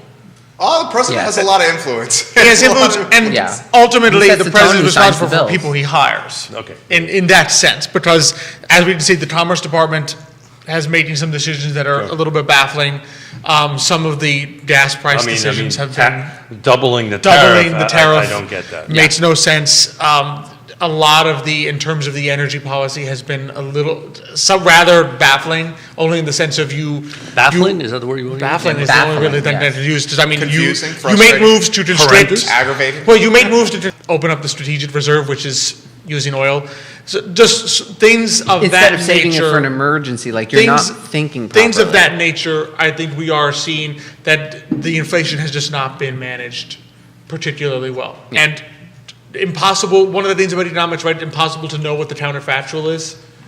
But there are some things that just, we looked at it from an economic perspective and say, there are things that leave a lot to be desired, that we would like to see that have not happened. But that's kind of normal, though. But That's it always is. that's always the case, right? No matter who's in office, It is the case. Everybody thinks things should be done a little bit different. Everybody's Right. got an opinion, right? And we know Exactly. we know what they're like. For me, it's always, and I think one of the key things is always less the policy, but like, are things consistent and make sense? And things like the commerce, then you sit there and say, I don't that get seems that. neither consistent with the rest of the stated goal of policy, right? Making things more affordable for people, nor does it make sense. Yeah. How we good on time, guys? We're Good. We're We're a good. couple more minutes. I might want to ask a high level question, just something because I'm going to ask it on Friday, and I'd like it from your perspective. Had a great conversation with my youngest daughter. She's got a master's degree in education, and he's a doc. Substantial amount of student loans debt. And I think that's impacting first-time home buyers a lot. I just kind of wanted to throw that topic out and see what you guys think, and what's the possible solutions to it. Because they, even if mom and dad gave them enough money for a 5% down payment, I don't think the student loan debts will let them get past their loan, their debt to income ratio at this sure You particular want to point. know what the number one thing is? I say call a trusted advisor. I mean, we talk about this all the time, but Marketing guy. well, no, but at the same time, it's true because everyone's situation is also going to be different. Some people's student loans will take them further than others. Sure. They could be in different economic situations. Now, one of your daughters lives in Seattle, correct? Correct. That's a different living space than Charlottesville, Virginia. It's also different from anywhere else in the country. So part of the thing is like you want to look at the whole picture because student loans are just a part of all that. Now I'm going to let it go at Alex, but keep an eye. It does have Like, a significant impact because you Yes. know that it's a loan it's a debt hanging over you that is basically impossible to eradicate, right? There's no you can't declare bankruptcy and get out of student loan debt, right? You can't. You cannot. That's what I said. That's an You important cannot. thing to say. You cannot do that. You cannot say, "Hey, I'm bankrupt. I don't know these student loans." It's like taxes. It won't go away. It won't go away. The second thing is also, I think, because of the moratorium on the interest, Yes. a lot of my generation is saying, why on earth would I do anything other than pay down, with any extra cash I have, pay down these loans, get that principal down as much as possible in this period in which interest is neither accumulating nor owed. It's different if it was being accrued. Do you think people actually did that? Oh, Significant I know portions? people who have. Yeah, I know can people tell you who my have done daughter that. has done that. Yeah, I know people who have done that. So Yeah. basically, every extra cent they have is going to pay down the student loans in this period, because remember, the interest isn't even accruing. So it's not as though, in other words, it's not as though the interest is growing even though you don't have to pay it. I mean, if you pay down that principal, you will never have to pay interest on that piece. So that's what we did. We looked at her loans and said, okay, this is at 6%, this is at 4%, this is at 2%. Okay, the 6%, you had X amount of dollars. And I helped out a little Yep. bit. Why doesn't she consolidate that debt into one loan? Why does she have separate loans like that at I've- various rates? I've been Consolidate the debt. I've been suggesting that. Yeah, that's It the also first depends step. it depends on what you have. In other words, if you have a very large number that's subsidized student loan, right, and a very small number that's unsubsidized, if you could get rid of the complete unsubsidized piece, then your subsidized student loan may be lower than something you could consolidate. So that's literally how we're looking at it. So the 6% stuff is the unsubsidized stuff. We're trying to pay that principal down while she's not collecting or accruing interest on that end of it. But you're 100% right, Jerry. And the interesting thing, and I'm going to ask Scott about this, because it moves from a different product, right? So if they can go from a student loan that is, you can't file bankruptcy on, or you can't get out of it and move it to something else, you have a little bit more of flexibility that you can More do. flexibility. And the other thing to keep in mind is, as we get back, even as we get back into the period when interest rates will be owed again, one of the keys to think about that sometimes people don't is the instant, and we see this interesting enough with mortgages as well, there's a tendency to fear debt such that you say, I must pay down all my debt now, right? And our point is always, financial advisor, it depends on the interest rate. Yeah. So from an That's- emotional Exactly. perspective, right? So my daughter lived through the time of great unpleasantness. I tell the story all the time. The car that we got her was from a client who couldn't pay us, that passed away. That she had was a 1992 green Ford Escort, lime green. Hated the car. Love the color. But so she remembers that, 'Cause it's and she scrapped with all this debt. Right? So there's an emotional That's exactly right. desire, and I feel it myself. Like, debt free. Got to make sure I pay it all. And the key we taught people is no. The key is the interest rate. So Xavier, what, in your opinion, this is a loaded question because I know what I'm going to get when I ask it. What can the government do to help this student loan debt thing? I hope if you say anything? nothing. I hope you say nothing. I asked you specifically that question. Yeah, and I think Is that's there the anything answer, I they can think. do that makes sense? No, nothing at all. And what I was going to say to Alex, I think there's two group of people that own student loans. There's the group that owns student loans and look at it and say, I use this to obviously to fuel my career through school, and they're looking from the perspective that, yes, the faster I pay off this loan, the better. And I guarantee you there's a whole bunch of people out there saying, sooner or later, They're going to just wipe it off. they're going to pardon those Yeah. student loans, so why should I pay it off? And that's a big issue, and that's a big problem. But one thing I would add to that is, I think there's only so much they can do for the current generation. I think the government to do a lot of good for the next generation But how do of you students. do that? How do you do No, that no. fairly? There's a lot of good they can do for the next generation of students by getting out of the business. Right, and just And the reason I say do that nothing. because the government being in the student loan business keeps the interest rates for student loans lower than they would otherwise be, thereby encouraging people to take them who may be better off going to the Interesting. trades, going Yeah. into a So different thank you line. for saying that. I don't have the exact stat with me, but I can talk about it at the periphery. This is the first time, if you get out of school with a BA, unless it's some very specific thing, if they are making less money than people coming out of trade school. Out of the Absolutely, trades. exactly. And unfortunately, I think the very low, 1 year the certificate. I know how it worked artificially during low. school. I was a busboy, Yeah. a waiter, a bartender, a host, Because it's clean cars artificially and low, cut right? grass. I mean, if the government wasn't That's subsidizing exactly them, right. if you went to Pay a private yourself person, for school. Yeah. If you went to a Yeah. private company and did a student loan, the rate would be much higher than it currently is, which would make the next generation say, do I want to do that? Like, do I want to take a 9%, 10% student loan when maybe the trade is... So The loans are literally- that high, the interest rates? No, that's what it private. would If it was be. private, right? If If it it was was private private, what I'm loan, saying is, yeah. if the government wasn't artificially subsidizing it by being the only student Which has loan also provider, inflated the price of tuition. right, then the rates would be higher. A private person would not give you a student loan at 2%. Literally, the conversation my daughter and son-in-law who's a doctor, my daughter who's a teacher, are having. Our children, we're not going to pressure them to go into college. Absolutely. We're gonna suggest a trade. Now, that's today. They don't have any children. Yeah. And Yeah. college when they're kids who are actually not born yet. That's okay? exactly- but it's I will- going to be completely It's different something than that it the is. parents but I will- really need to think about, because there is a social pressure temptation to say, oh yeah, my kid was sent to college, when there may come a point when I think parents need to be aware that if your son says to you or your daughter, hey, I want to go into this trade, don't discourage it. Don't be Right. like, no, you got to go to a four-year So college. my oldest daughter, which has children, a 3-year-old, my grandson's going to be, what's today, 7? He's going to be 3-year-old in 2 days from now. Oh, happy birthday. Thank you. To him. To him, I was saying to the camera. Oh, thank you. The camera's 3 years old? No. She's like saying, look, I'm not going to pressure my kid to go into it. Now, she's a tradesperson, Right. right? She's a makeup artist. She does very well. She's a head makeup artist on movies and all this kind of great stuff. My son-in-law, is a CPA. He's in your a controller. field, your field. So obviously, you need to have an education for Right. that. But Yasmina's doing really, really, well. really well in the trades, in the hand skill stuff.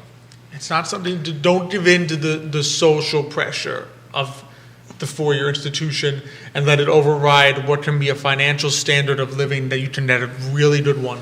So what's the advice you give to the son-in-law and his daughter? Hundreds and hundreds of thousands of dollars of student loan debt and wanting to buy a house. Oh, do exactly what they're doing. They're Yeah. analyzing it, they're figuring out, do we consolidate, and they're paying off the bigger one, the higher interest rate first, Yeah. in a period in which right now there's no accrued interest. They're doing exactly, and they're talking to the right So people. Xavier's spot on, by the way. The first conversation was exactly what Xavier said. Well, let's see what happens. Let's see what the federal government does. Mm-hmm. And I was like, no, you guys need to start whittling this Yeah. down. You can't take the chance. Because it's always easier to promise it on the government side than do it. Yeah, And deliver it. Mhm. I think that's So- called politics. Yeah. Getting So elected. you can't rely. I mean, that's why again we talk about these things about, like, again, just not to get into politics, but like you can't rely on your politicians or government officials to do things, because it's not only just them. Like, even if like they promise the moon and they intend to do it, they have to go through a whole bunch of loops and boundaries, and it's They're, at least at a local level, I can speak pretty intimately about that. The intent is there, but Yeah. the process gets in Exactly. gets in the way. Yeah, we'll close her up. Tell us a tease for Thursday. Thursday, we have some good ones. We have Jeff coming in Thursday. Camrith from the Aqua Hand Wash The Seville, entrepreneur. That's Yes, a good the get for you entrepreneur. guys. and As well as a local winemaker. yes, so 12 Ridges Vineyard. Very nice. We're getting Craig 12 Ridges. Goldberg from 12 Ridges to come on, and It's gonna be those a- are going to be our two guests for this Nicely week. done, It'll be a fun Nicholas. show. Yeah, absolutely. Good job. Jeff Cameron, UVA baseball alum, now an entrepreneur, owns the car wash, I believe, next to Bodo's, right? Yeah, Close to Bodo's. yeah, it's around there. I remember I saw it the other day. That's a big time get. Yeah. Jeff's a great guy. Today, Mañana airs at 10:15 a.m. on Thursdays on the I Love Seville Network, co-hosted by the closer and the Antonio Banderas of finance, Alex and Xavier Yerpe. Nicholas Yerpe, I'm just a huge fan of. He's Thank you, right Jerry. there. Nicholas Yerpe. Keith Smith, of course, of Yes Realty Partners. Keith, great show today. I totally love these shows. Me too. I mean, this is just a lot of fun. This It is is. just like, you know what this is like? This is like just family getting together, At a table. having a cup of coffee, and just. Just having dinner and right. This is a dinner. Yeah. I don't know about your house, but this is a this is a normal dinner conversation It is. and all that stuff. We start off, grab hands and we pray, and then everybody hold on because here we go. Here we go. What do you have on Friday for Real Talk? I've got Scott Morris coming in. I'm trying to find a fourth seat for that, but loan officers are a little busy, and maybe try to see if we can get an appraiser in to kind of talk a little bit about that. But we're gonna do a little crystal balling, on what does he think in 2022 is going to look like? Is Realtor.com right or wrong? It's going to be a good show, That'll be a guys. good one. I'm looking forward to that one. Yeah. Today, mañana, Thursdays at 10:15, Real Talk. The next episode is on Friday. I Love Seville show in 34 minutes, and we hope you enjoyed the extended version of Real Talk today. You guys have a fantastic morning, and we'll see you in 34 on the I Love Seville show. Take care. Thank you, Nicely gentlemen. done. Thank you. Thank you, Keith. Always Jerry. a pleasure.